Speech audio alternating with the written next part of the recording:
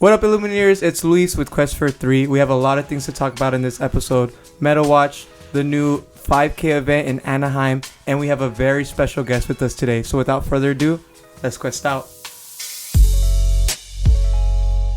Hi guys, it's Luis again, and I'm here with a very, very special guest, Rob Santana here with Red Saber Games. How you doing, bro? I'm doing good. Thanks for having me. Yeah, bro. So if you guys don't know him already, Rob Santana, Red Saber Games just hosted a great, fantastic, the biggest California event for Lorcana here at the Anaheim convention right by Disneyland. It was like the stars aligned, right? You had like Disneyland was coming out, you had the Bell promos coming out, and you had your tournament, man. Yep. Yeah, how did it feel like hosting such a like the biggest event in California? Honestly, it was pretty wild. I didn't think I would honestly be here, at least for a little while longer. I have a lot of people to thank for the event. Obviously big shout out to Collectors Expo for giving me the opportunity to even be able to work with them in order to host the event. Honestly could just not have done it without them. Nigel was a huge help. He was the one who helped me through everything. He works with Collectors Expo, and so he reached out to me, and pretty much that's how we got together that way. Yeah, dude, it was just a lot of work behind the scenes, putting together a judge staff, all of the marketing, trying to figure out price support. Yeah, it's a lot of work. A lot of work goes on. Yeah, you say that, and as someone who came in, I didn't see any of that trouble. I've never gone to an event that's ran so smoothly with such a lot of people. We were looking at 180. I believe it was like 178, 179. I mean, technically it was 180, but I think like two people didn't show up or something. Yeah, another spot for me, right? No, but yeah, how does it feel to host the biggest tournament biggest tournament in California, man? I mean, honestly, I'm over the clouds, bro. Like I said, this is kind of like where my passion lies more. I mean, I do work like within a shop, and I do sell and buy and trade and stuff like that, and like that's really cool. But this seems to be more where my passion lies, and I've come to find that my talents feel better placed here than being like inside of a store. Because even though like I am inside of a shop, I still throw events within the shop, and those events tend to be pretty big. I would say we usually get like 70 plus players for the events that I throw there. And I think, like I said, that's where my passion tends to lie more. It's more on like the TO side, doing that. Yeah, and I've seen like the events you do at your shop at Collectible Exchange in Rancho. Mm-hmm. Those events are so good. Like you got people coming from San Diego. You got people coming from the Bay, from Bakersfield, coming all the way down for Las Vegas. Yeah, Vegas. And I'm like, and it's just like your tournaments are just, the pricing is just so good, and even like the way you price down stuff for participants, where I could go like X3, X4, have a great time, and feel like I got my money's worth, just because of how the pricing goes and stuff. And you really try to help everyone like have a good time, and always do like local events. Hey, we'll do Enchanted this week. We'll do this week. We're doing a pack. Like it's just bang, bang, bang, bang, event after event, and it just keeps going. And I just see Red Saber Games and Collectible Exchange growing.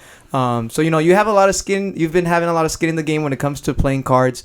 Just tell us a little bit about your background, like what got you into TCGs and all that stuff. Well, I mean, dude, long story. I've been in the TCG world now for, God, I don't know, since I was like in 4th grade, 5th grade, something like that. And so, like it started out with, I think, Pokemon. It was either Pokemon or Yu-Gi-Oh! I don't remember, but it was one of those two games. And yeah, kind of just like grew from there. Went through high school, still playing card games, kind of gave up on it a little bit because it was like nerdy, and people kind of, didn't want to hang out with their nerdy kids. So I kind of ditched that in high school. But after I kind of got out of high school, I got back into card games. Magic was predominantly the one that I played the most. Put tons of time into Magic. I ended up playing semi-professionally for a while. I won a big event back in 2016, which was a Grand Prix in Portland. For people who know what Magic Grand Prix are, I know they don't exist anymore. I played on multiple Pro Tours, so I got to play with like the best of the best in the world. Like that was like my dream at the time, was to be like that guy, you know.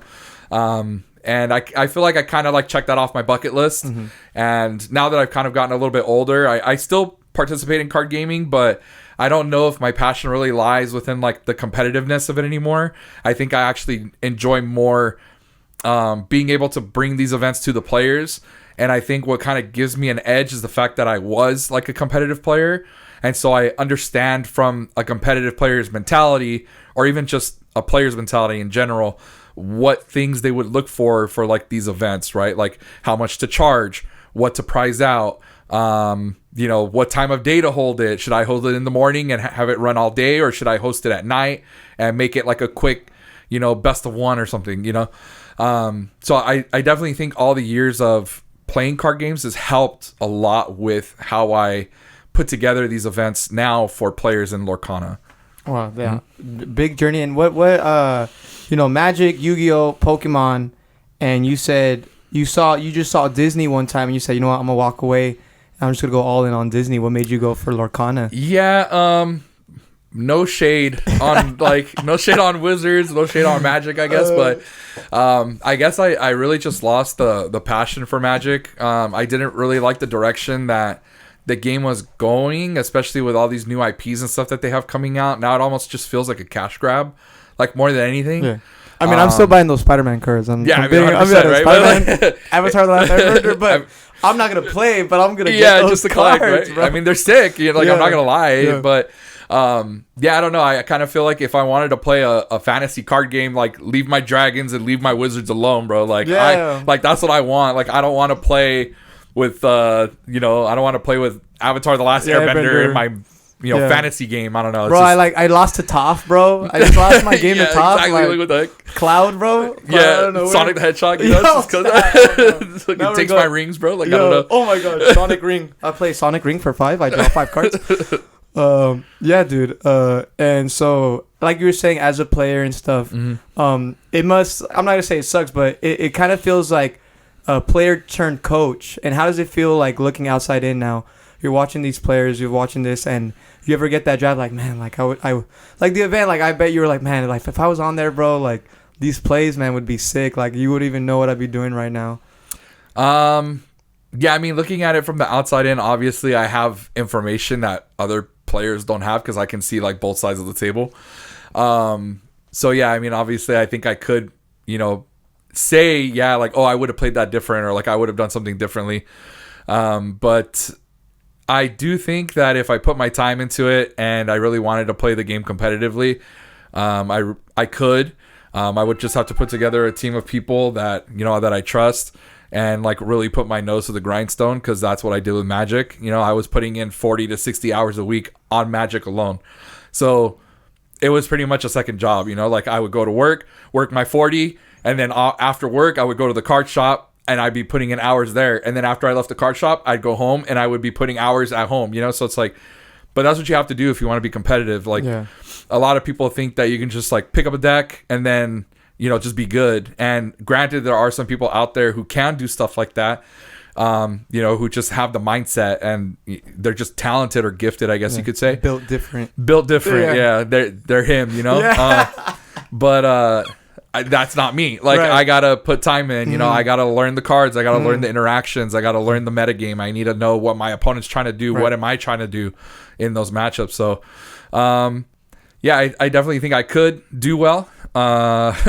So I mean, not trying to like toot my own horn or anything, but I definitely think as far as me being a competitive player, I could perform maybe like in the top echelon if I really just put the time in. But like I said, the competitive scene is not really where my heart lays anymore. Right. So obviously that, you still respect it, but you know, you've grown into it. It's a different level for you now. Yeah. Because you have like those like tools in your belt. You've already had like those accolades. You've gone through that, and you feel like now you can give to the community of Lorcana by hosting these events, by like trying to help out, get these cards out. You know, I've never like obviously here the studio, we're here in Paris. Middle of nowhere, warehouse city. So not France. Yeah, fair. I get that all the time. PERRIS. Okay. And so driving, like for us, like driving an hour is nothing to me. I'm also a truck driver, so that's in my belt. But one time, my brother-in-law, soon-to-be brother-in-law, he said, "Oh, there's this car shop over here." Like he brought me a pack of Lorcana, and I didn't even know there was like Disney characters. And my fiance Chris was like really into it, just the cards. And my TCG history was one set of Magic, and I just ran White Weenie. Like Combote cards, whatever, venerated Loxodon, like that was still there. That was fun. I had a great time. But I think I feel like we're talking too much, but like now that scene is like Big Commander, and I would just play Commander with my friends to the point where it's like we would just print cards. We would print them, go to the library at the college, just print out the cards and just play like that. Yeah. And so that's how I got into like learning how to play a TCG. Then I played it on the Xbox when it was on there. So Lorcana was like the first big like thing where I could join. I joined at set 3, which was Into the Inklands. I went to Rob's shop and collectible exchange at a different location at the time. And from there I was hooked. We bought a box. First box, I'm telling you, Enchanted Robin Hood, Champion of Sherwood. I remember that. Yeah, and from there it was just like, it was meant to be. Like I said, it's an honor to have you here. I know we're like 10 minutes to the pod, but I just want to say, sure, honor to have you here. And we look up to you in the Lorcana community on just like being a shop owner, most friendly shop owner I've ever had. I know sometimes like there's a lot of shops that are very blunt that don't want to help you with information. As a newcomer, I never felt intimidated with you, even though you're a very intimidating guy. You know, I get that a lot actually, which is funny. But it's literally like this guy's like a teddy bear, man. Like it's crazy. Yeah, I appreciate that. Yeah, honestly. No, of course. Like it's always there. I love to come to his shops, come to play at his locals. Always a great time. And so yeah, man. Now let's get into this event, bro. So we had 180 players, a lot of decks out. A lot of people are saying, "Oh, this is a two deck format, whatever." What are your opinion on the meta as it's going right now? I honestly, before you say anything, I disagree.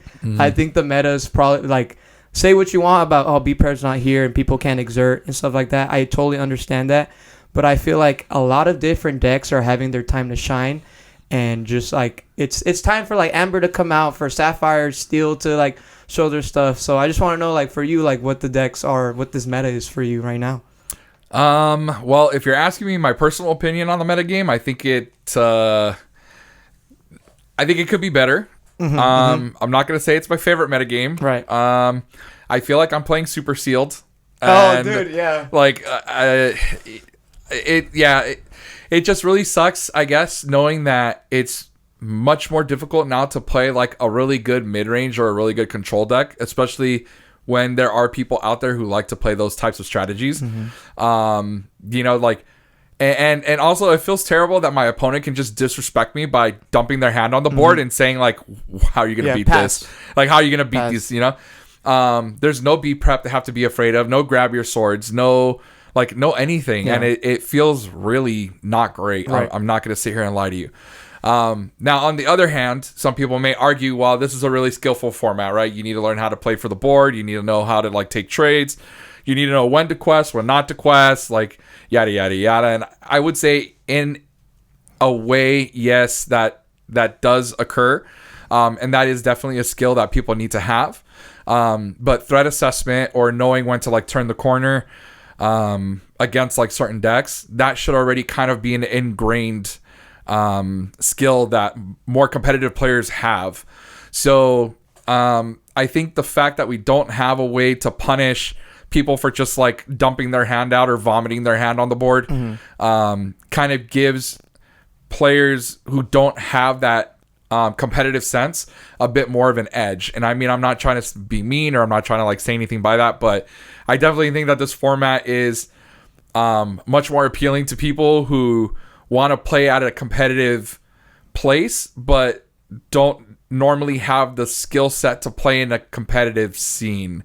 If that's at all coming across correctly. I got it perfectly. And it's the thing is, like, I was talking about it with one of the we were watching these games. I was playing Blurple for this set, and we'll get to that later shortly. And it's just like, you could, as a Blurple player, or as a control player in general, you could like play your deck, your hand, however you like, as best as possible, and it's still not enough against these purple steel, these amber steel decks. It's just like it doesn't matter because they're just good. They're just good at dock, play all that stuff, Lady in the Tramp, whatever, and then just dump their hand. Even though, and I like 0 to 15 right now. I took care of all your stuff. Okay, I'm good. Pass. Okay, I'll just dump everything. Pass again. And it's just like, okay, well, I like you said, I don't have B prep. I don't have grab your swords. The best thing I have is Elsa or the 8-drop Elsa that only does 2 characters, and you still have to trade. And a lot of these trades are so unfavorable now. They are. Man, they're so unfavorable. It's really hard. Like, the only thing, like, you want Iago on there, like Iago for the aggro. Can't do it. Like, that's what Vanish is for, but, you know, I get it. It's just, I feel like, I never thought when I was playing, I would like to consider myself an aggro player. That was, like, my best time playing it. And just playing these, like, Ruby Sapphire decks and still losing, even though I could do everything in my hand, but I never felt cheated. I never felt cheated when they played B-Prep because I knew it was coming. Like, you either have it or you don't. Yeah. And it was more on, like, I played my best and it just wasn't it. But this set, it's like, I played my best and, yeah, it wasn't it. But it's like, I just feel like you have, like, weights at your ankles.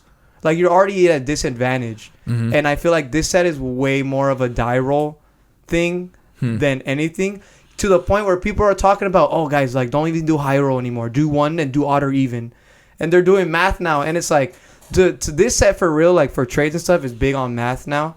So a lot of those Yu-Gi-Oh players, they're like, oh, yo, like, I can do math now because their life points are, like, weird math stuff, you know. And, like, for example, like, the Scar card just makes, like, when they put a Scar and you're trying to trade it, it makes it so unfavorable, bro. You're talking about the 5-drop? The 5-drop, yeah. Your allied characters get +1 strength. Oh, sure, okay. Yeah, and so it's just like, after that, once they put that down, double Scar, like, it's over, like, but yeah, those are my thoughts, and you want to just dive into the top 8 that we're thinking about? Yeah, what's up? Right. So yeah, top 8, I think we had 4 blurbles before we start. This is what I went with. Out of 180 players, really my first time, like, going to, like, a really big event, really big, like, as big as a collector's expo. I wanted to try something different. I wanted to do Blurple since I did it last set, just because the aggro wasn't there. I feel like Purple Steel's the closest to it, and of course Lemon Lime.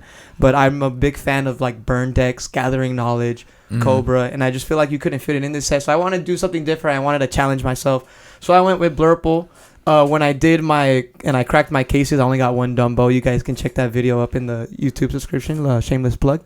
So this is my deck. I had the Royal Guards, Tipo, 1 Dumbo, Iago, Genie. I was really adamant on the Scrooge McDucks. I feel like with this meta, Scrooge is so good against these aggro decks. It literally punishes them, especially if you go Scrooge, hit something, you go Bell, you go fail Bell, and you move the damage, and it's like an Allied Quest next turn. I was a big fan of the Hypnotic Strength over a lot of people are doing the 1-drop Vassal or Helping Hand, and I just felt like, one, it's inkable. 2, with the Vassal, you need to have another body ready, and this is just better to do a 1-2 combo. Like, the amount of times I was able to do Elsa, hypnotize it, and just take out, like, the big Scar or something like gigantic. Also hypnotize cycle, so it just draws you. It, like, replaces itself. Right. Exactly. So yeah, out of 180 people, I really wanted to try to get top 3rd. So that's like 60th or better. I just got out. I was, I think, 65th place. I lost my first game to Ruby Steel. I won the die roll. I got my game. He won going on his turn. And then all I got was, as you can see, I have 4 Hades, 4 Scrooge, 2 Elsas, so it was and the Genie. So I was at like 14 Inkables. And when I tell you, I draw my 7, no ramp, Mulligan, all 7, no ramp, and I get Hades, Genie, and an Elsa. Yikes. And then my next 3 draws, I swear, I shit you not, it was Hades, Elsa, Hades. And I had to literally into the unknown my own Royal Guard to get any ramp. And I was already it was so bad. It was I already had to go. Granted, it was the enchanted into the unknown, so it felt kind of good. But that's about it. You gotta flex a little bit. You gotta flex a little bit, But yeah, I had a great time. My worst so at Ruby Steel, I fought a lot. I battled a lot of Purple Steel, and I think I split. I was like 2-2. I was X2, and I told myself the way the format worked. If you weren't aware, it was 9 rounds of Swiss total, but for day 1 it was 7 rounds of Swiss, and you had to go X2 and win your 5 to make it to day 2. So obviously, if you're X2 and you make it, like obviously you're already at a disadvantage because people are already going X1 or undefeated, so it's really hard to get top 16. But for me, I was like, I just want to get invited to the ball. I'm not trying to win, but I'm just trying to get invited. Yeah. So I got into that. I went X2, and I already told myself, watch, I'm gonna win out just to lose this last game. So I beat Purple Steel. I beat Purple Steel again, and then my last round I go Purple Steel, and it was my first time seeing library this whole set, like for this set, like testing, and I just like. I'm gonna look at the film later and I'll talk about it with you guys. I just think like I just could have done way better. I had so he put library in and he moved Mr. Arrow, and I was like, okay, I'll go Monstro and finish it with the Elsa I have. So I already had it in my head. I don't know. I put him down and I don't follow through with my thing. I just go. I'll just hit these 2 characters, his 2 arrows, and then discard right and do that, and I'll take care of it later. But it was the worst decision I probably made, because then I kept giving him more draws because I had to do it again next day. Yeah. Because the next turn it was like I can't hit library now because his threat was so he had game already with. I had to take care of his characters that turn, and he just started drawing. He cobra'd. So I was really like I had a great time playing the whole time. I did this. Then day 2 I did the salty. Yeah, the run back. Yeah, the run back. I played. I went like X2 already in 3 games, cause man, dude, Sapphire Steel, man, I'm telling you, everyone's talking about Purple Steel and Blurple, but man, the Scar deck or the Scar card, I really thought wasn't gonna be as good because of like the net rating of like, okay, you discard 2, you have to banish a character, so that's already like -3, right? So you would have to have a power 4 or more to at least get 1 more card back. Yeah. So like that was my thing, and it was like, but then they would hit me with the Alice Growing Girl support, Pluto Quest support, and it was just like 15 lore in 1 turn, man. And I was like, what could, like there was nothing I can do, but it was like I said, for Sapphire Steel, like it's something I can lose to and respect it. Just because it's like it's a crazy combo that you have to do. Like you have to get it going. It definitely takes some setup. Yeah, like in the blue steel decks. Which is why we're talking about like the fact that decks are able to set up as much as they can now just makes it so much harder. Yeah, decks like that couldn't really exist in the last format because of cards like B-Prep.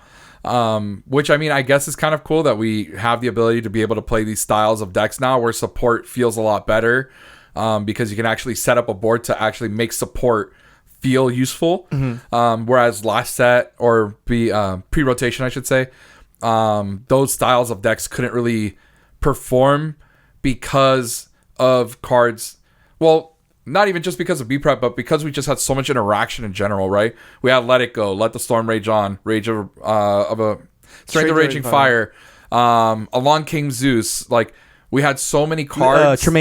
Tremaine, yeah. Medusa. We had so many cards that just interacted with the board well, that those types of strategies couldn't really thrive in that environment. Where now we don't really have anything that interacts with the board. Right. The removal spells we have are very limited. Very small damage too. Well, the only one that we have that can really take out anything significant would probably be like Let the Storm Rage On. Right. Or I'm sorry, Strength of Raging Fire. Yeah. But you still have to set up a board to make your strength like hit for enough to make it feel good, right? So like we don't have Zeus, we don't have Let It Go, we don't even have Dragonfire. I would have died for a Dragonfire. Just give me a 5 mana kill spell, right? Yes, right. Something. Because now it's just like the only removal they have now is Be King Undisputed. Yeah. You let them choose. Sucks. Yeah, and it's uninkable 4 drop. It's so bad. So yeah, I'm gonna get through this first one. So this first deck, we're gonna go through the blurples real quick. Sure. So our first one, we have our top 8 by Jose Hernandez. Pretty. The main thing is just a pretty blurple deck like core, but they got the Madam Mim Elephant. You got Radigan, and you got that new Scar card, that 6-drop uninkable. I don't even know. That one's from set 7? 6. Six. Okay. Tempestuate. It's just a rush guy. Yeah, Rush. Which is like. That's our removal spell now. Yeah, like that's our Dragonfire. Yeah, for real. And for one more, and I guess the body, but it's like there's not a lot of rush. No. Like Maui Hero, like we didn't even talk about Maui Hero. Yeah. But like there's just not. I know we're talking about Blurple, but we're just saying in general, like there's not a lot of rush characters. Yep. Obviously, Dumbo coming in with a 1 of. He probably just cracked 1 like I did. I wasn't able to get the play set. Yeah, I wasn't able to, so he did. And then second star to the right, I want you to think this card, I think is set 5, 6. Dude, that card's gas. Set 4? Reprinted. No. Oh, yeah, it got reprinted in Fabled. 4, yeah. Dude, that card is gas. I'm so glad he played that because in my testing, I really like the color purple because I'm just a control player at heart. And that's like what I like to do is just draw cards and like play off of card advantage. RIP friends. Yeah, this format allows for you to play that card so easily because there's no punish to playing wide boards anymore.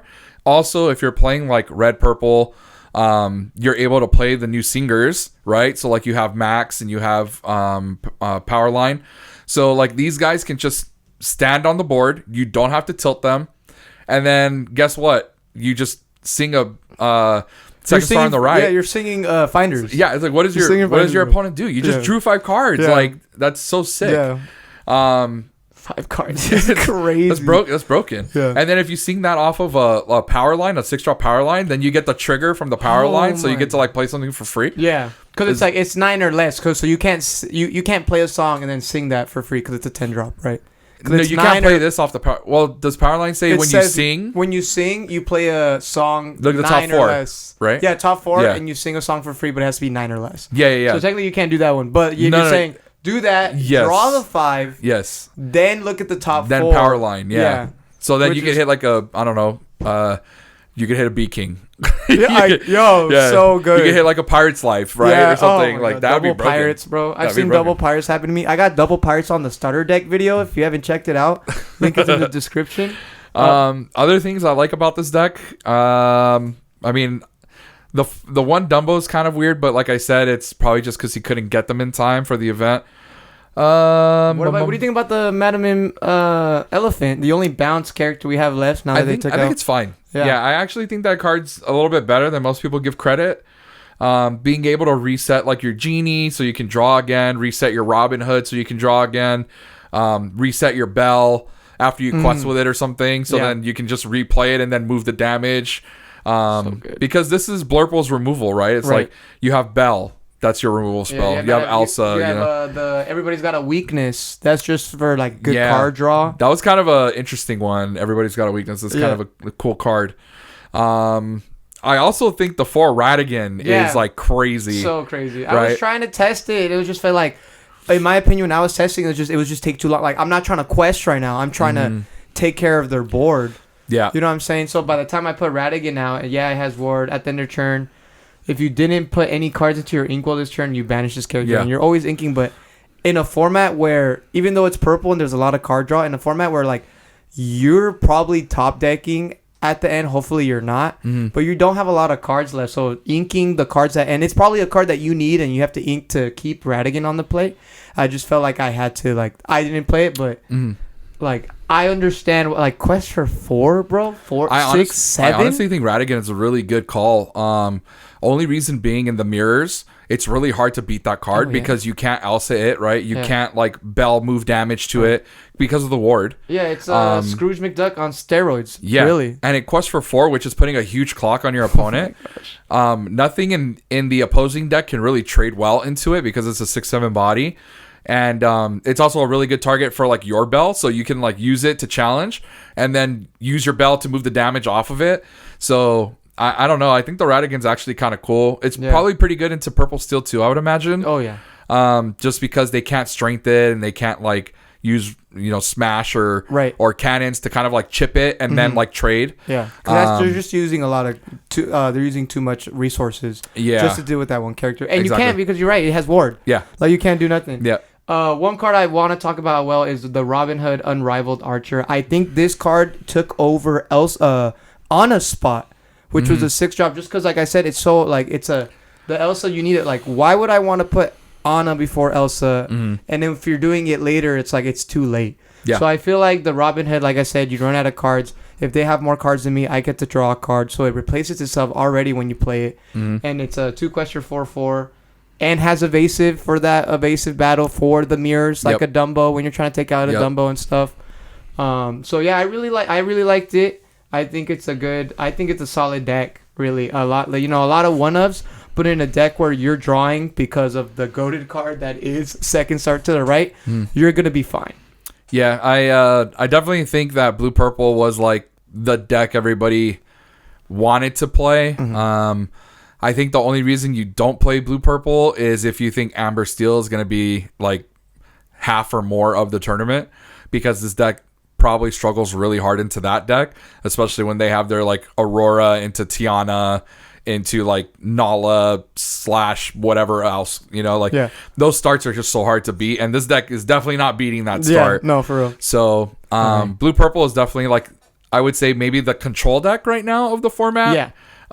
Just because it tries to go so like tall, or tries to go so heavy, like top heavy, high roll or whatever. So I would definitely say if you want to play a control deck, blue purple is probably where you want to be. I mean, that's kind of like my 2 cents, I guess. All right, and we're here to our next blurple. This is another top 8. This is Isaiah's Barrera with the blue purple. Izzy, nice. So it's honestly, it's very close to what I was running. You got the Monstro. I mean, I think it's just solid. You got the Basso as your 1-drop with Royal Guard.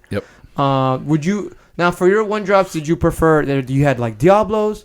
You had Basso, Royal Guard, Rafiki, and that's pretty much like what everyone's Diablo's unplayable. Right. You cannot play that card right now. And the only reason being is because if I'm playing Blurple or if I'm playing Purple Steel and I have Diablo in my deck and my opponent goes turn 1 Daisy and I have turn 1 Diablo, you lost the game. Like, you have to be playing one of these cards that can actually damage or challenge on turn 1. So Royal Guard and Rafiki are probably going to be like the premier purple 1-drops, I would say. Yeah. Do not play Diablo in your deck. Don't do it. It's bad right now. It's bad. I think I was picking between like there's Rafiki and Royal Guard. I prefer Royal Guard. I know Rafiki can help with that Daisy hella early, but man, playing Finders and now you're Royal, like I just feel like the ceiling for Royal Guard is higher. It's way higher. It's higher. And like when you have to deal with these scars with these big mirrors. Like, dude, I took out a Monstro with the Royal Guard, bro. There you go. I was felt like the best trade I could have. I drew and I took care of your Monstro. Like, it's done, man. So yeah, this is a solid deck. Top 8 Izzy, man. I'm a big fan of 4-ofs and 2-ofs. It looks so good, so clean. I'm not a big fan of like 4-tier. When you're looking at the picture of like the Dreamborn. Sure. It's like 4. Like, nah, it just looks too messy. I don't know.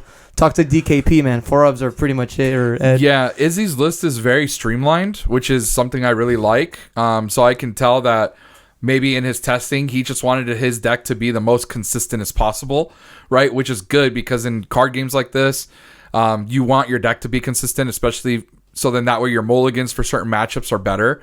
And you know that you're more likely to draw the cards you want for those matchups.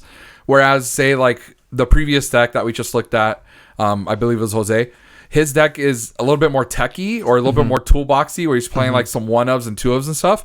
But those cards should break open the matchups where they're supposed to be really good, right? So like with second star to the right, if he draws that 1-of in the matchup, like in the mirror match or against Purple Steel, that matchup's broken open for him. Like he's probably just won the game on the spot, right? Really. But I do like Izzy's deck list just because it's so much more like, I know I play 4 of this card. I know that I have a 25% chance to draw this card in any given moment. Or it's maybe, I guess it is a 25% chance, right? Yeah. It's because you play 4, but yeah, maybe my math's wrong. Somebody check me. But I do like Izzy's list just for the consistency. Yeah. Yeah. And then the Elsas. I mean, yeah, it's a very solid deck. I love it. Let's move on to a top 4 with Patrick over here. He has something a little more streamlined as well. You got the 4 Dumbos. Yeah, pretty streamlined. He just added the Madam Mim. Like I said, the only like I love the bounce, and it's so good. Like you're saying, replaying it into the unknowns. 4 into the unknowns. A lot of the decks are doing 3. I ran 3. I just feel like I don't want to see a lot because, like I said, the removal. Like you have removal, but man, dude, like it hurts to into the unknown them or Hades them, and they just dump out their hand because they have all this ink. And it's just like I said, you're always at a disadvantage when you're trying to put their stuff into their inkwell. Yeah, the other thing that is not so great about Into the Unknown, right, is that like it's unlike last format where you had your 3 singer on 1, right? Like you don't have the popsicle into bell play anymore. So, like you actually have to wait till turn 3 to actually play Into the Unknown. So it doesn't feel as broken. But the card is still really good. It's a removal spell. And we kind of have to play with what we have right now. And it's a necessary evil. I think you just have to have it in your deck list if you're playing this color. So, well, congrats on the top 4, Patrick. Really solid deck, like very clean. We're gonna move on to our last top 4 for Blurple. Is gonna be Andy Chang here, and he's got up this one Baymax card. Now, what do you think about him moving the damage, getting that 2 lore and stuff? I think it's cool. It's essentially another Bell in a way. Like you're not moving the damage to one of their characters, but it kind of gives you a little bit of reach. In like I would say the mirror matches or against Purple Steel, where they're using like cannons to maybe like ping damage on your guy, so then maybe it entices you, or I'm not entices, but so it like it makes you not want to quest with that character, knowing that they can trade into it or something. Right. So like say if I'm playing against Purple Steel and they like cannons my dude that I was gonna quest with on my turn to kind of like push for lore. Yeah. If I drop that Baymax and then heal the damage that their cannons just did, now they just took a turn to do nothing, right? And now I'm so ahead. Now the next time they have fire the cannons, like game 2 or something, they might like, oh, dude, I didn't use this, right? Yeah. Another thing he added was that magic feather, the item that makes something evasive when you play it. Yeah, that one's interesting for sure. Being able to say make your like Rafiki have evasive, your Scrooge get evasive, your Hades give your Monstro evasive, like. Those are all pretty decent targets, I would say. Especially since, like, if you play the Rafiki, your opponent has a Dumbo, you can Magic Feather your Rafiki and kill the Dumbo. Oh my God. So, like, that feels pretty strong. Although, I don't think that it's a necessary card. I can see where the application is. But I definitely think you can get away without it. I wouldn't be pressed to play that card in my list, I don't think. Unless he was trying to do the whole, like, Monstro... Dumbo feather thing where like I think you can like tap the Monstro, so you like have Monstro out, you put feather on Monstro, and then because now it has evasive, you can tap it to draw a card for the Dumbo. Yeah, but you're only limited to the amount of ink you have, because then you would discard, draw again. So it's kind of a way of you. It's like a combo, right? Yeah, you're like trying to search, right? You're trying to. You can dig, or you can just use it as a finisher. Because like if you already have the Dumbo out, and then you have the Monstro. Right, so now you're going to be going into, say, ink 9. You ink for turn, you play feather, you're down 2, so you're at 7. Attach the feather to your Monstro, you can draw 7, gain 7. So you could potentially, like, close a game out by doing that. But that's, like, a lot of setup. But then again, we're in a format where we don't have board wipes. Yeah. So you don't get punished, right? And then you got TikTok, the other evasive, just a big body. I'm going to talk about one hot take since we're moving on from the Blurple of the 4 decks. Dumbo is not a 4 of. He's not a 4 of, bro. That's a hot take. He's not a 4 of, bro. So game 1, day 1 I only had 1 Dumbo, and then day 2 for Salty, someone lended me their Dumbos, and I had 4 Dumbos.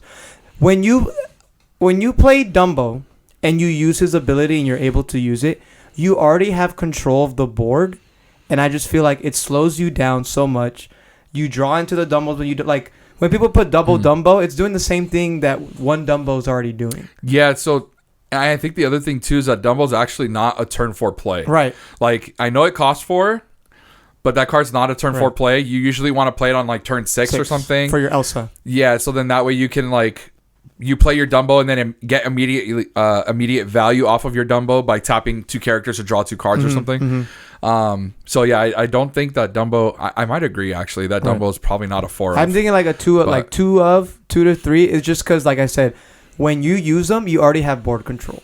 So it's like, then what's the point? Like we're questing to 20 guys. Like that's the game, you know. Okay, so Dumbo is applicable in the mirrors. Yes. So like in the games where you need to have card advantage to kind of like press your advantage, Dumbo's really good, and you do kind of maybe want to take your turn to draw the cards because the cards you draw could potentially kind of just like close the game out faster.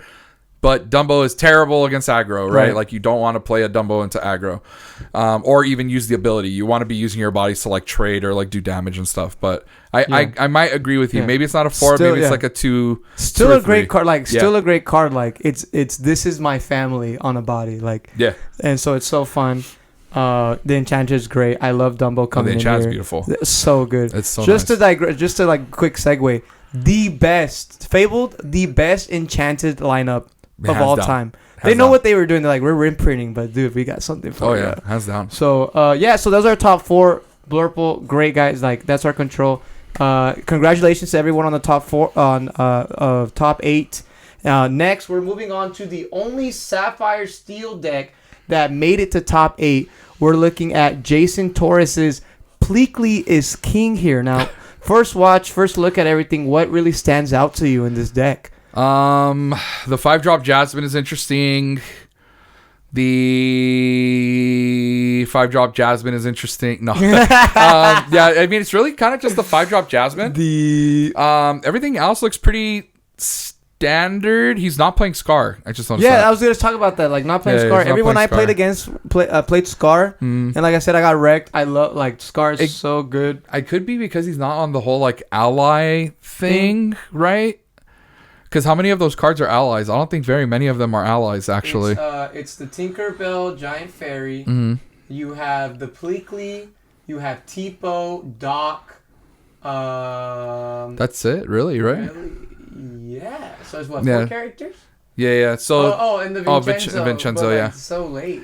2-8, do 2-3 damage. yeah, I mean, it doesn't really look like he was aiming to do the whole, like, Scar, sacrifice my guys thing. Also, no shift. No shift, For Jasmine. what? For the Jasmine? Yeah, for the turn 2. No, I'm thinking a different card. I'm so sorry. I don't think that one has apologize. shift, right? No, yeah, so that's the different one. This isn't the one that where it's like you quest, you look at it. Yeah, that's not the ally Jasmine. It's not Yeah, the ally no. Jasmine. That's why you're saying so. Yeah. I get it. It's during your turn, this character gains evasive and choose and discard a card. This character gains Challenger 3 this turn. I think that is pretty relevant. I actually like that a lot. You can do that over and over again. Yeah, it's not once per turn. Yeah, you do it so over. you can discard multiple cards. Yeah, that's definitely an option. I mean, but if you're gonna play the card like that, why wouldn't you just play like Namari, right? Is it just because of the evasive? Maybe. Yeah, maybe because of the way like the meta is. I mean, I played against a lot of Amaris. I'm not a lot, but when I was playing on Amari, like I was not shaking my boots, like easy. Yeah, I mean, it not having evasive, and if you're playing a bunch of evasives, I guess you're not scared of that card. But it does quest for 2. And she's inkable, bro. Like Isn't Namari inkable I don't too? think she's I think it inkable. is. I'm gonna look it up. Alright. Could be wrong. Keep Anyway, but I do like the 4 Auroras. I think that card's broken right now. If you can set up 2 of them and you kind of just like hardlock your opponent out of being able to use anything that like targets your guys, that's pretty strong. I like the Tipo into Pleakley line. combo, yeah. He's not. Is he playing Sail? He's playing Sail, He is right? playing stuff. Okay. Yeah, you see right here. Okay, and Vision of the Future. Okay, so he's So playing he's what? like- 12 ramp cards. 12. Yeah. So you got 8. Yeah, 12. The 3 Yeah. ramp cards. You got the Robin Hood, like I said. You got Smash, Strength of Raging Fire, and Beyond Horizon for those. Beyond Horizon for the card draw. Yeah. I think I was watching a game where his opponent was on blue purple and his opponent had just resolved like Finders Keepers into like draw 3 off Dumbo or something. And then he goes like play my hand, sing Beyond. Both of us draw draw 3. And I was like, oh no, the game's over. It's done. And then he proceeded to play like another 2 cards, and then he played a dock to draw 2 more cards. And I was like, oh my god, this guy's popping off. Yeah, it's It great. was so Dock into sick. Dock. It was so sick. Dock into Dock. So good. But I actually really like this color combo. Yeah. I Sapphire really do. Steel's been trying to like come up. I've seen a lot. Yeah. Like shout out to Hector. He's been trying to make Sapphire Steel work a lot. So it's like nice to actually see someone make the top 8. Yeah. I mean, Smash, Strength of a Raging Fire. It's just like I don't know how. Like it just looks like it pops off. Everything looks so clean. I mean, Vincenzo Santorini. Yep. 2/8 quest for 3. When you play this character, you may deal 3 damage to chosen. It's just like a smash on a guy. Yeah. But that card's pretty sick. It's so good for and 7-drop inkable for something that It can does solo that. sing Beyond. Oh my god. So can Hades. So you have Yeah. Hades and Vincenzo that can both just solo sing Beyond. It's like pseudo whole new world, I guess. Yeah, and then we don't even have to talk about the Tinkerbell. Like, she puts Yeah. in work. Like, we Yeah, already card's know what good. she does. So yeah, so yeah, dude, Jason, like, congratulations, top 8 Sapphire still. Like, thanks for like really breaking the meta for us. Like, we appreciate it. I think this is the sleeper deck. Yeah, I can't wait. Yeah. It's like the dark horse. I you're definitely saying? do. Yeah. Yeah. So we're gonna go into our only lemon lime deck, which got second place in your event, Rob. Now the first thing that I look at that comes up to me is the scrump card. Yeah. It's an Buy your item. scrumps. Buy Yeah, there's buy- gonna be buy your scrumps. Yeah, it's an item. One of your characters' chosen character. No, so you exert one of your characters' chosen character gets -2 until the start of your next turn. Yeah. So they're just pretty much for themselves, so they don't get like so they can under the sea. Yeah. All that stuff. The under It's the sea combo. it's your coil. It's like your sapphire coil. Right. Yeah. Right? So if you're in a weird board state where like your opponent just has a bunch of big dudes that you can't quest into because your guys will just die, you can like play the scrump, exert your guys, minus their board, and then use like your big tramp or something to like help sing Under the Sea and then like send their guys away.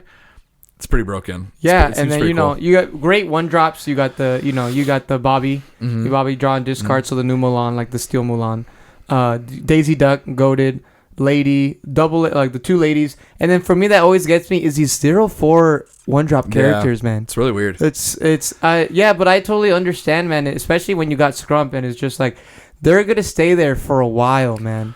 That's true. You know, like But I guess they do pair if you're playing something like Scrump, having all the one drops makes sense because then you can just build your board out really wide and then use the guys that aren't going to be able to quest well to use your Scrump ability for your Under the Sea. And then like those 0/4s that have some damage because they're probably gonna start nicking them. If they don't, they're gonna have to worry about that Go-Go Tamago. And so what's funny was his not funny, but his semifinals game, he did Go-Go for the win. Oh, He did. Yeah, he did Go-Go for I didn't the win. catch that Yeah, one. yeah. So. You were like booting at that time or something like that. Oh, maybe. Yeah. Yeah. I don't know. And then so yeah, the Go-Go like the whole expo went crazy while they were watching the stream. Really? It was like it has to be Go-Go. It was one. I think he had only one card in his hand. So I was like, it's got to be Go-Go. Please be the Go-Go. And he drops it. I was like, yeah, that's game. Like, go to game That's 3 sick. now. Go to game 3. And so yeah, Lilo's so annoying now in this It set, is. bro. It So is. annoying. The It two, is. the 1/2 at the start of your turn. If this card is in your discard, you may play her, and she enters play exerted. Now, for a lot of the new players, that means you go ready, set, and then you decide whether you want to put the Yeah, Lido exerted before you or draw. not. Before you draw. Yeah. Okay. So just I know practice there was that. some confusion Yeah. when the card first came out. They're like, do I draw and then I can do it, or do I have to do it before I draw? But yeah, it's kind of just like one of those read the cards. Yeah, and it's type funny. thing. Like a lot of top, like have you seen it in the world? Like a lot of top players, they just forget to read their cards. It happens Yeah. all the time. They're like, "Oh, I thought I was doing this." Yep. But yeah, Lido's so good. Tramp, Ursula for Ursula. I don't know about. I think that's a lot. Yeah, for Ursula. Personally, I don't know. I think it's a lot of Ursula. I mean, granted, he did go in the finals against Purple Steel, did have song, so like he was ready for it.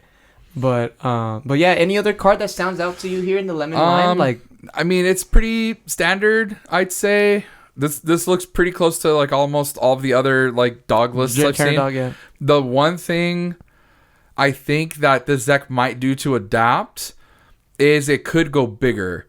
And what I mean by that is you could shave potentially on some of the one drops, cut the scrumps, and there is a way that you're able to play cards like Yzma and not Rockstar, but Stitch, Carefree Surfer, and also something like Prince John or the Prince, the 9-cost, the Prince or something. And you can actually turn this deck into like a reanimator strategy, which for those of you who don't know, a reanimator strategy is kind of like where you want to put cards into your graveyard and then use a card to get it back out to cheat it to play. Oh, Circle of Life. Circle of Life is Yeah. our reanimator card, right? Right. This comes from Magic. It's the term. Yeah. But like there is Freaking a nerd. list. There is a list that's kind of running around that looks super sick, and I have played it. Yeah. And I was able to like I think I turned 3 Carefree Surfer, and it was the sickest play ever. So like I definitely think there's a world where this deck can be viable. So you can be aggressive in the matchups where you need to be, but then you can also have these games where you do the setup to reanimate your Surfer with like Circle of Life. So the way that the play line goes is you go turn 1 Bobby, discard your Surfer. Turn 2, you go Lady, play 2-drop Tramp. Okay, so now you have a 1/1 and a 2. The Ursula. The singer Ursula. You can also play singer Ursula because that equals the same thing. Right. And then on turn 3, you can shift your Lady. You can shift your Lady to play the 5-drop, and then that gives you 8, so you can sing Circle of Life on 3. Bring back Carefree. Draw 2 cards. Yeah. If you have 2 or more characters in play, you may draw 2 cards. Yeah, it's broken. So good. So actually, you can't Lemon Ursula. Lime card draw. We finally have card draw without discarding so much. Yep. Yeah, that's what I'm saying. When great deck. Like, like you said, low to the ground, but like aggro. Just I'm just not an aggro player. I'm biased. I'm just not an aggro player. I'm biased. It's cool. Like you don't know how to You're play an it. It's aggro okay. player. Yeah, like you don't have the IQ for it. It's okay. It's Yeah, fine. I know. It's just so hard. It's so hard. Crazy. It's so hard to Yeah, I know. You just pay ink and put guys on the board and then turn them sideways. You said turn sideways. When in doubt, quest out. Guys. All right. Now, congratulations, Michael Chow, Lemon Lime. I'm sure you had like a great time. So I really loved seeing an aggro deck. The better part of the decks, Wow. Get those top 2. So we're gonna go here. We're finally gonna get into our purple steel decks. This is our top 8 by Lee Tang, Amethyst Steel Fight. Now he's got the Cogsworth for the rush. You got Calhoun's, Madam Mim. Anything standing for me, it's this. The Arthur. Yeah, the Arthur. Yeah, the Arthur's kind of crazy. Shift 5, or the shift doesn't matter because you don't have it. Quest for 3 is a 3/6, 7-drop uninkable, which is why he's only playing one of them. But he has Knighted by the King. When you play this character, chosen character gains Challenger 2 and Resist 2, and can challenge ready characters. So who do you think you're gonna target that on? Tinkerbell. Yeah, you go like Tinkerbell on 6, and then you follow it up with the Arthur, and they think they're safe because they're like, oh, I didn't quest into the Tinkerbell, and you're like, psych, Arthur, and they're like, oh no. Yeah, their whole board goes away. I'm seeing you obviously got the Genie 2-drop Genie, 2 of the 3-drop Genie. Yeah, for the that one that gets evasive. He's obviously got the 4. Where did he? Oh no Dumbos. Actually, no Dumbos. He has small. He does. Yeah, he has the small. No, he's got the 4 drops. I didn't even see it. Sorry, he was hiding because Blurple shows it differently. But yeah, 4 of it. I think for Purple Steel, 4 is fine. Because it's a different, I feel like it's different, 4 ofs, maybe 2. I think the big Dumbos is different. I want to know the 3-drop, why he wanted to add when you play this character. Yeah, chosen character gains evasive at the start of your turn. So you can give something evasive. Probably so you can give, your, I would think, go back out. Yeah. Probably, your Captain Hook, right? Right. Dude, this guy totally just, played 4 Diablos in his deck. And he made top 8. Well, maybe I'm wrong. No, dude, we were talking about it. Diablo into Cusco is the most annoying thing to take care of. And I know you're going to say, bro, I'm going to all these favorable trades, but you draw off them. And nothing's worse than I'm going to take care of your stuff. Okay, I draw. All right, Diablo, another Cusco, Calhoun, whatever. Yeah. And it's bro, I mean, I feel like in this one, you're hating on Diablo way too much. I just don't think Diablo's good right now. But it's you just quest, and then if they're gonna hit it, you draw a card, and if you have Calhoun on there, you're gonna trade game 2 lore. So I was about to say that's probably why you're able to in this deck, is because if you go turn 1 Diablo into turn 2 Calhoun, right. Now they can't challenge into your Diablo without the fear of you trading your Calhoun into them. But the only issue is that if you're on the draw and your only 1-drop is a Diablo into their like I said earlier, a Daisy or something, you feel really bad. It does not feel good. So, but you're hoping you're getting that Captain Hook on turn 1. Hopefully, yeah, hopefully. Right? But part of the cards, right? Now, Diablo in this deck maybe feels a little bit better too because you're also playing the 2-drop Madam Mim that gives Challenger to all of your guys. So at least you can kind of hit something for 1, ping it, whatever. Yeah, I mean, I don't know. Maybe I'm just a Diablo hater. That's probably what it is. No, it's fine. I mean, it's whatever. Bro. Yeah, I like the card. Trust me, I played a lot of Diablo last set. Yeah. But, I mean, right now, I don't think Diablo is time to fly. Yeah, 4 Pete's, though. That's also kind of a lot. Yeah, and like I said, it's just like the Ursula. Yeah. I mean, I say that, but when I went against Purple Steel, they said Pete. I couldn't I couldn't like hypnotic. I couldn't hypnotic, and then they did it again. I couldn't find hers. Yeah, into the unknown. I had to ink it. So it's tough. What now? I'm gonna talk about 2 more spicy things in this deck. The one of the dock. That's kind of weird. I like the one of dock.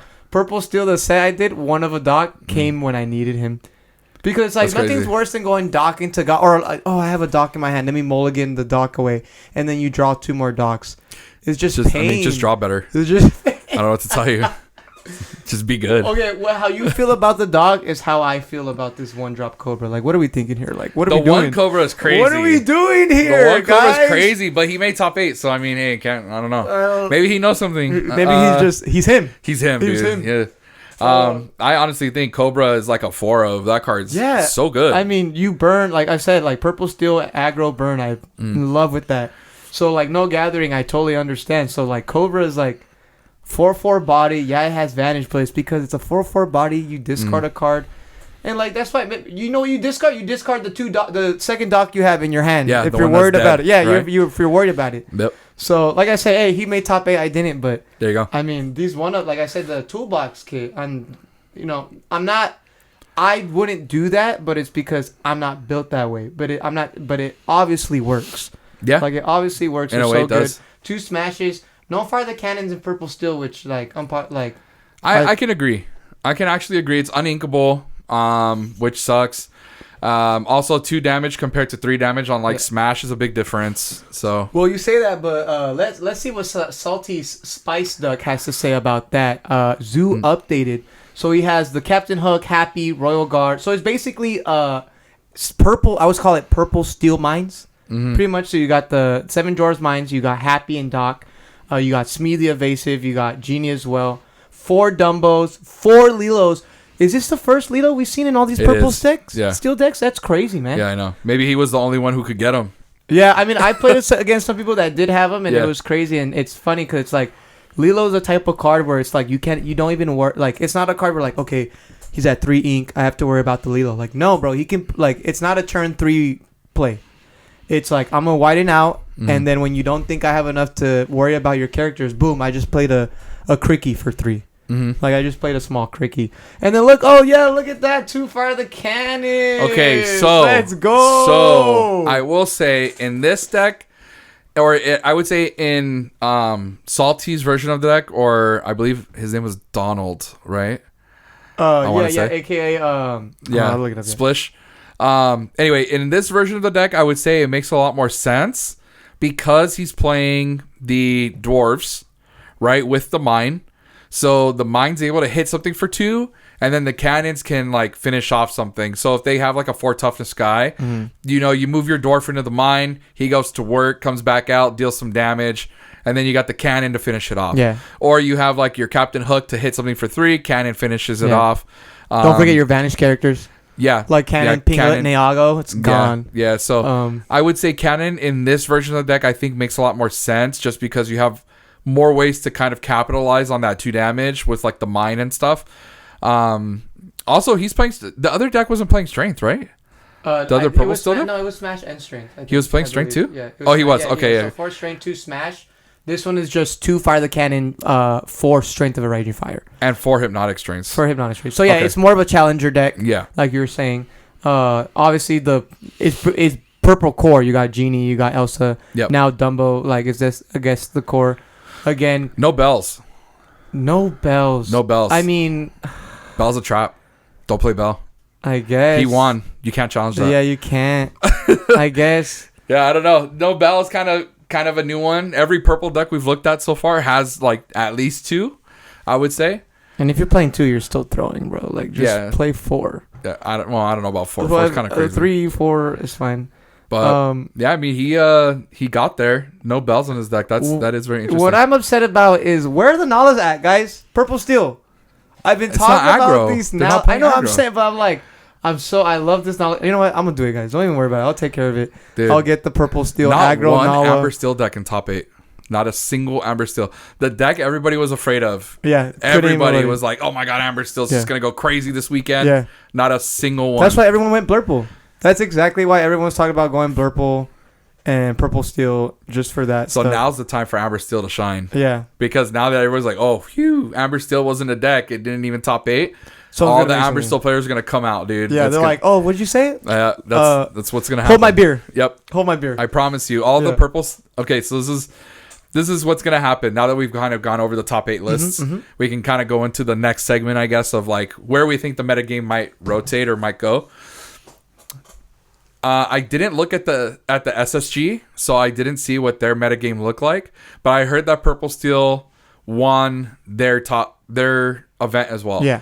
So I think what might happen here is we're going to see an increase of Purple Steel, and we're also going to see an increase of Blue Purple, because Blue Purple it's like the rock paper scissors, should right? kind of like eat up the Purple Steel decks, because they're just way more top heavy, so they have much better late game.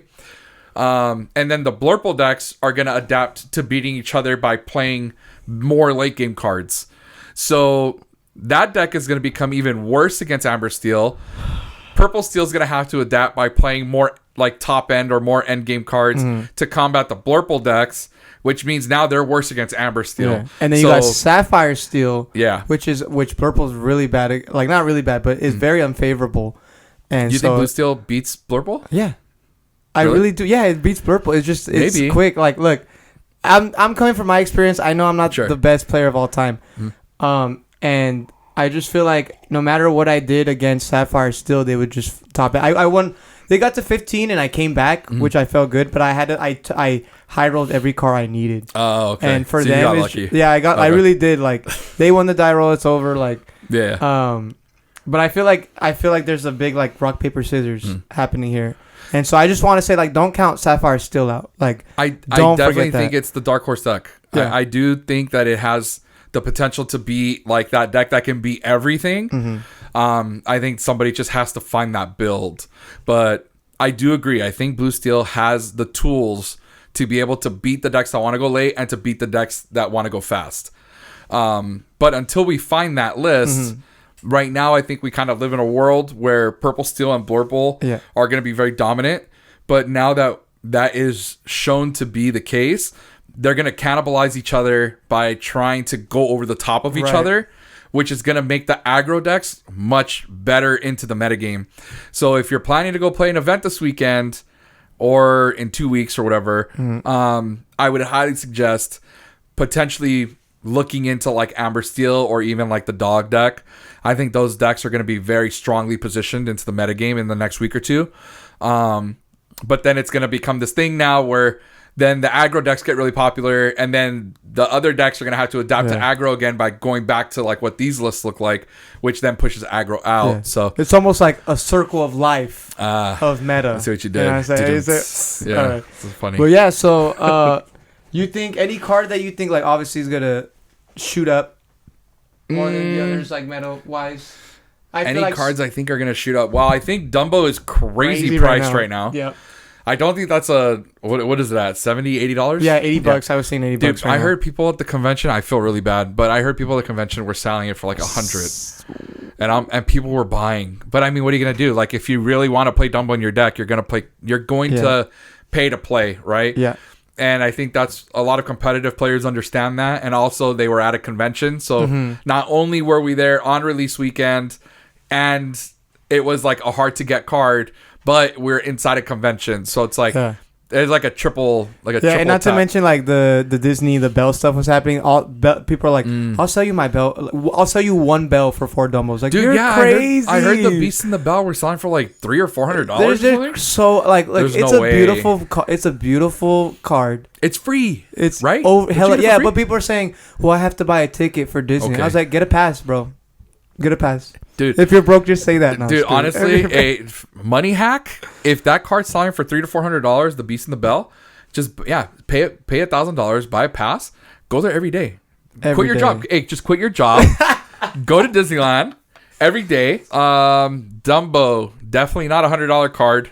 I think if you can secure Dumbos for your next event, $40 to $50. I think it's maybe Maui power level, half shark power level. I definitely don't think we saw enough Maui half sharks. Maui half shark was 60. Regular ones right now I think are 50, 55. Yeah, but when it was like popping, like when Red Blue was popping, I was seeing like $60. Yeah, they were creeping up there. Yeah, I think you can get foils right now for like 65, 70 if I'm not mistaken. But yeah, dude, don't let people scam you on Dumbos. Please don't let people scam you on Dumbos. Yeah. Like that's just not a $80 card. Yeah, I got lucky and I played my one, and then I just filled in the rest of your deck. Like, trust me, if like you think you need the Dumbos for your deck, like to help you win, like pick up 2, maybe. Yeah, like if like I would buy one more right now if I could, but it's just one. Or trade for them. Yeah, that way you don't feel too invested. Yeah, and it's just like at the end of the day, guys, we're playing with cardboard. Like we're here to have fun, try your best, and I feel like if you need like, oh, I need this one card to win, like. Come on, guys. There's different things, but like you were saying, not a lot of Maui Half Shark. And my argument is like, there's not good songs for Red. There's no good songs. I could agree to an extent. I think Pirate's Life is still a broken card, right? And I think that some Red X strategy could be viable. It's very possible people just didn't really explore the red color. Amber Ruby, yeah, maybe. Who knows? But I mean, Maui Half Shark is just a broken card. Yeah, like, that card's just crazy. So good. I'm surprised. So going through the deck list earlier today, I don't think I saw a single red blue deck. That was actually mind blowing to me. Yeah, because it's just like they screwed them on their items. Yeah. And like I said, there's no How Far Ago. There's no Grandma Tala. Yep. So you're talking about the closest thing they have is that 4-drop Kita, where you have to exert her. That card's really good. Yeah, but you have to do it next turn. That card's still good. You have to do it next turn. It takes forever in a meta where it's like, oh, like I'm just okay. You're gonna ramp around. I'm just gonna make my board. So think about it this way, right? So you still get the turn 2 ramp onto the turn 3 4-drop. It's still a 3/3 body, right? I believe it has ward. So the only way that they can interact with it is by attacking into it, and it does ramp you, so it's kind of like your How Far plus your Grammatala, like in one card. Yeah. So I think that the Kita is actually a pretty strong turn 3 play for the red blue decks. I think the problem is that they don't really have a way to stabilize. Like there's no B prep, there's no big Sisu, right? So they can kind of just get ran over by these aggro decks that just go like and play their hand out. Sorry, aggro players, my bad. But as you can tell, I really love aggro. Sorry, all the 10-year-olds. Sorry, all the 10-year-olds. But yeah, I mean, I definitely do think that there is a potential red X strategy. I know red green was one that people were kind of exploring with. You have things like Sudden Chill, B King, Pirate's Life. There's also like a combo that you can do with like Maui and Powerline. With like the I forget. You sing like if you do an action like so the way that Powerline works, if you sing a song, you look at the top 4 cards, then you can play a song manner list for free. Yeah, but there's a card from is it set 6 or 7? It's the one that has Coda on it, the Brother Bear card. Oh yeah, where you can you sing readies together your guys. all the ones you sang together. Yeah, and then they can't take damage. So there's like a cool thing where you can like play that card, and then your shark can't take damage for challenging. So then you attack, you get that card back, and then you replay it off of your power line because it can sing it by itself. Yeah. It restands your guys, and then your Maui hits again. You get back the card, you restand your guys, and then you're getting a lore for every time you sing it. My head hurts, bro. Because it's all sequencing, right? It's because it's like when you play an action, or when you're saying like Maui challenging to get it back. Yeah. So you sing it the first time, Maui hits something, Maui gets it back, Powerline sings it, restands your guys, Maui hits something again, rebuys it. You can do that as many times as they have dudes like sideways for Maui to challenge. But not only are you kind of like killing their board, but you're also gaining lore while you do it, because the Maui is gaining a lore for each time you sing that song, the Brother Bear song. Nothing We Won't Do, 8-drop Inkable. That's the one. Sing together 8, ready all your characters. For the rest of this turn, they take no damage from challenges and can't quest. There you go. So they're just saying, ready all your characters. I thought it was like the Jafar card where if you sing with them, then you can ready them. Or so no, you just they just ready all your characters, which is crazy. I can see that combo. So I mean, I can see Whisper, like once Whispers comes out, they'll probably help them out more. Maybe. Yeah, but I just feel like right now Powerline can just be so vulnerable. I think it hurts more for a Powerline to sing a song and not see any songs more than when you play an aerial. that 3-drop aerial and you look for a song, Yeah, I feel like agree. it hurts way more. Like, it's tough. Other cards. I said, I've been saying it all over. I love the Scar, man. Which one? The 5-drop Scar card. Yeah, it's I could just potentially so see good. that doing pretty well. What is it? It's like $20-$25 right now. It's not like super expensive. No, it's I think pretty good. it's reasonably priced. I don't know how much further up it can go. I think if you can pick them up for somewhere between $15 to $20, you're pretty much winning in that department. Legendaries are kind of at a premium right now. Where I think like the good playable ones, if you can find them in that ballpark of like 15 to 20, $25, like you're kind of winning. Like I said, Dumbo's just crazy, man. Yeah, dude. I think it's because at the end of the day, like, people love their characters, right? Yeah. You know, like, for me, like, if I saw, like, you know, like, I was big on Aladdin. Like, I would have bought Aladdin for $200, even though it's the first chapter. Sure. Does nothing. Like, it's just, I feel like the collectors people really, what's the word? Like, they're part of that algorithm as much as the people who play competitively. Are you talking about like for the enchantments? Like, no, or are you yeah, just talking no, about, I like, for just the mean, normal no, I cards? just mean like the pricing of a card. Mm-hmm. It puts in like, oh, how playable is the card, and is it a fan favorite character? Oh, sure. You know what I'm saying? Okay. Like, because I've seen cards that aren't playable and they'll love it, like the Winnie Pooh Enchanted. Like, Oh, sure. Yeah. So they'll buy that. I think it's like it's $200 and it's a fight. Like, Oh yeah. Also It's too, like $200. don't buy enchantments right now. Yeah. Like the Wait enchantments out. from Fabled. Okay. So for anybody who doesn't know, this is just because I work in the industry I do. There is going to be a second wave of Fabled. So I know FOMO is a thing. I have it terribly. Oh my gosh. Trust me, I'm there with you especially guys. when I see Judge Phil getting his Hades and stuff. Yeah. I'm like, bruh, Dude. why would you do that? Shout out to Judge me? Phil. Shout out. But yeah, if you do not have the cards you need right now, don't worry about it. We're going to be getting the second wave. I don't know what the allocations for that are going to look like. Hopefully it's better than the first one, because like my allocations for the first wave of Fabled was a third of what I normally get.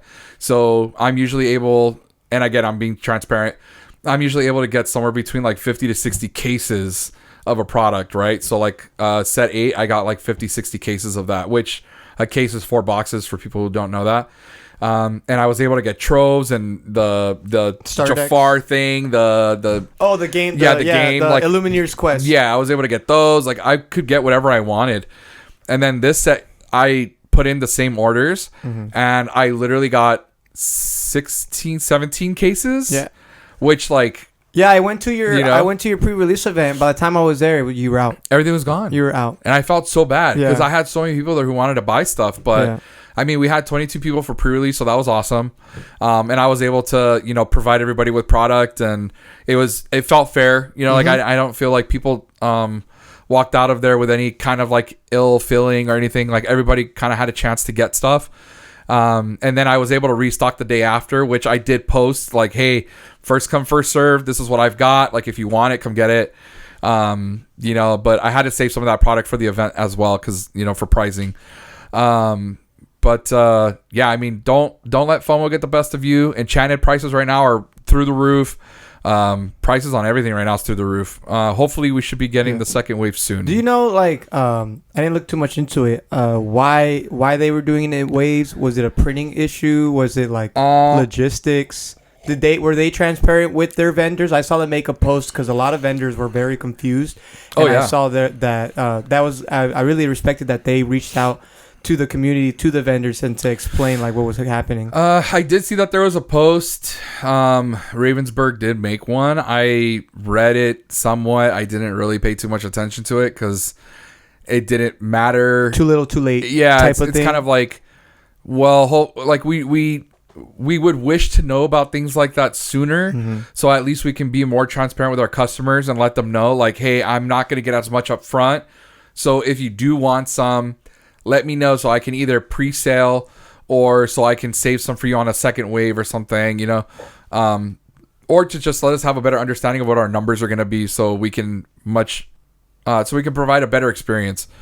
I will say that there definitely were some customers who were kind of upset, because I have people who will come in and buy cases at a time, who will buy 5, 6 cases.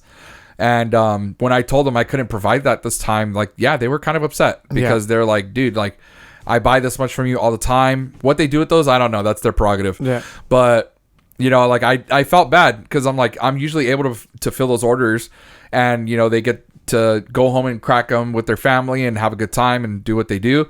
But, when I'm able to only sell this guy one case this time around, it's a crappy feeling. Yeah, and it just trickles down. I mean, like, especially from instead of top to bottom, from bottom to top, like the vendors can't sell.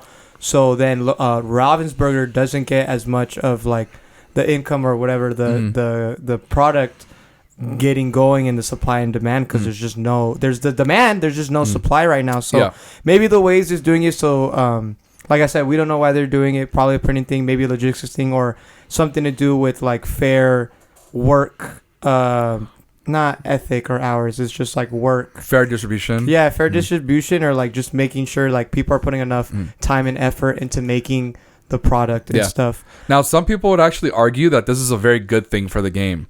I kind of understand the argument, and I will say that we did have issues in the past with overprinting, right, into the Inklands.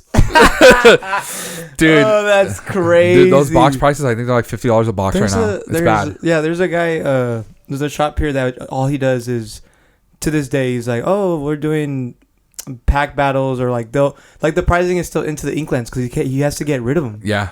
It's just crazy. It's like, I'm not going to go play for into the Inklands cards. Ursula's was almost as bad. Yeah. Luckily, I think they kind of caught it and were able to mitigate the damage.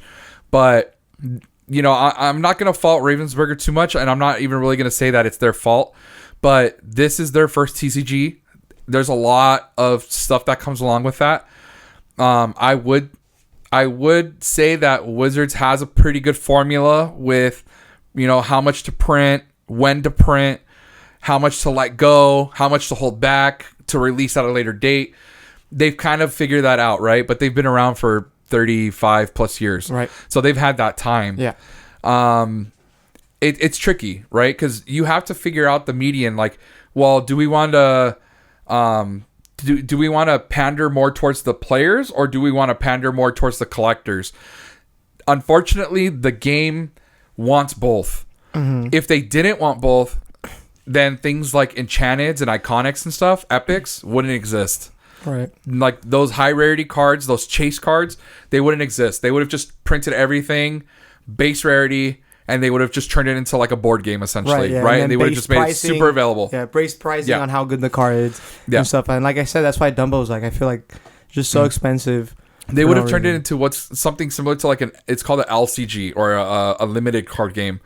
So games that follow that path, where I think like Versus System, or Netrunner and Lord of the Rings also had like LCGs. Yes. So those were, I'm going to buy this product. I know exactly what comes in here. So if I need 4 of a thing for my deck, okay, I know that this product has 2. So I'm going to buy 2 of this. Yeah. And I'm going to get my 4. Right. So that's probably what Ravensburger would have done if they wanted the game to look more like player based. Going back to the argument of this is good for the game. Well, it is good for the game in a sense that now collectors feel like their investment is more solid with Fabled, because since there's less of it out there, their cards are worth more money, right? Dumbo. Yeah. For instance, the Enchanteds, Hades, $300, $400. Dumbo, $300, $400. Iconic Mickey and Minnie, $1,500, $2,000. Like, if I was an investor, or if I was somebody who wanted to collect and have my investment in my collection feel good, Fabled is probably the set to do that. Now, it feels terrible for the players, but like I said, I think that's kind of where the argument comes from. So, that's two sides of the coin. Yeah, right? Of course. And I feel like I've been trying to be both as collector and player. So I see like, starter decks, you get a starter deck. I know what I'm getting when I'm getting those. I get those that foiled card, which is actually a different foil than the regular foils. And so, I just we're going to end it here with some trivia questions just to get to know more about you. For set 9 Fable, what do you think is your favorite enchanted? You got like the Max Groove Genie, you got the Dumbo, you got Winnie the Pooh, you got that bell. Circle Life. Dude, the bell's nice. The bell's so nice. I think the bell is probably my favorite. I would say the bell. Yeah, I'm going for sure. I'm going to Hades. The Hades is just so That's good. like my second pick. Yes, Hades is so I think good. it's like my second pick. Scar though, like the art of Scar and Looks Circle of sick. Life. Yeah, Circle with the of Life skull. too. Yeah, Dude, so looks good. tight. One more to go here. If there is an IP of Disney that you wish would come or could come in as a new card, what would you like? So they actually already did it. So it's Toy Story. Oh, okay, yeah. Yeah, so Yeah. I'm super stoked. Yeah. I can't wait for Toy Story to Yeah. get into the game. I think the fan favorite answer is going to be Kingdom Hearts, which, by the way, is a Disney IP. It is. Oh, okay. It is. All right. So I did some digging into that, and then also I have some people I know in certain places. You got your ear to the ground. So yeah, they have confirmed that it's not a Square Enix IP. So Disney does technically own. Yeah. Is it like a Spider-Man Sony type I of thing? think it's something like that. Okay. Yeah. Well, for me, it's if you haven't seen already, is the Three Caballeros. Okay. So hopefully we can get that going. That's but back sick. to the Pixar one, I can imagine a Falling in Style card or something like that, like an action, or I could see it. Like, Okay. you know what I'm saying? I don't know what it is, but I could see like a Falling in Action style. But yeah, man, thank you so much for coming. Yeah. We enjoyed you having here, your knowledge on everything. Real quick before you go, where can we find your shop? Where can we find you? And what events are you having real soon? So you can find me inside of Collectible Exchange in the city of Rancho Cucamonga. I'm in the booth in the back corner because that's where they put me, so nobody can actually come and find me. No, I'm just kidding. I love you, Alberto. So yeah, that's where you can find me at. All my events are held there. I host locals there Monday and Thursdays. Start time 7:00. Mondays are usually kind of a little bit more sweaty, I would say, and then Thursdays are our league night, so those are free to play. That's where you can win like the pins and all the promos and stuff like that. As far as bigger events go, I do have a lot of things in the works. Nothing I can really set in stone, or nothing I can really like promote quite yet, but Dallas Collectors Expo potentially could be something to look out for. So I would say for anybody who's willing to travel, or if anybody's going to be in the area of Dallas during November 15th through the 17th, that definitely could be an option. So keep your eyes out for that one. Yeah, well, thanks again, guys. We got here Rob Santana from Red Saber Games. We love to promote our card shops, anything Lorcana. Very cool guys, done so much for the community of Lorcana. So we're going to head it out with here, guys. My name is Luis with Quest for 3, and don't forget to quest out.